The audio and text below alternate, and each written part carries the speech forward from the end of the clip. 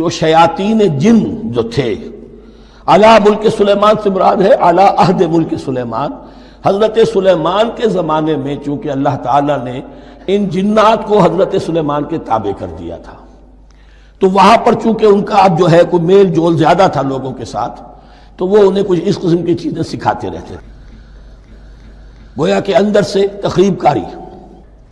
وَاتَّبَعُوا مَا تَتْلُو الشَّيَاطِينُ عَلَىٰ مُلْكِ سُلَيْمَانَ وَمَا كَفَرَ سُلَيْمَانُ وَلَٰكِنَّ الشَّيَاطِينَ كَفَرُوا، اور سن لو سلیمان نے کبھی کفر نہیں کیا بلکہ یہ شیاطین تھے کہ جو کفر کرتے تھے۔ جادو کفر ہے، لیکن آپ کو نقش سلیمانی آج تک بھی لفظ ملے گا، نقش سلیمانی۔ آج بھی مسلمان بھی ان چیزوں کو حضرت سلیمان کی طرف منسوب کر رہے ہیں، وہ ظلم اب بھی جاری ہے۔ وما کفر سلیمان ولکن الشیاطین کفروا یعلمون الناس السحر، وہ لوگوں کو جادو سکھاتے تھے۔ وما انزل علی الملکین ببابل ہاروت و ماروت، اور جو کچھ نازل کیا گیا دو فرشتوں پر، ہاروت اور ماروت پر، بابل میں۔ بابل یہ ہے پرانا عراق، بیبلونیا۔ نبوکدنضر بھی بیبلونیا کا بادشاہ تھا، نمرود بھی بیبلونیا کا بادشاہ تھا۔ عراق کے بادشاہوں کا لقب ہی تھا نمرود، نماردہ اس کی جمع ہے۔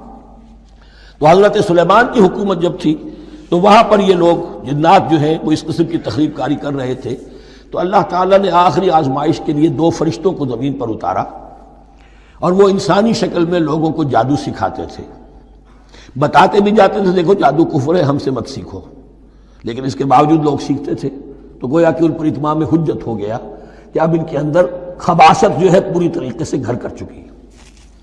وما يعلمان من احد، اور وہ نہیں سکھاتے تھے کسی کو بھی، حتی یقولا انما نحن فتنة فلا تکفر، یہاں تک کہ وہ کہہ دیتے تھے کہ دیکھو ہم تمہاری آزمائش کے لیے بھیجے گئے ہیں، ہم فتنہ ہیں تو تم کفر مت کرو۔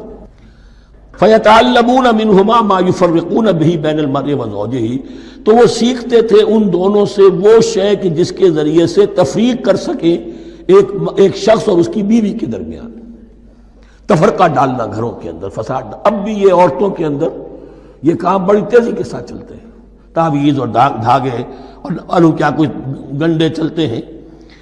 وما هم بضارین بہ من احد، اور نہیں تھے وہ ضرر پہنچانے والے کسی کو کچھ بھی الا باذن اللہ۔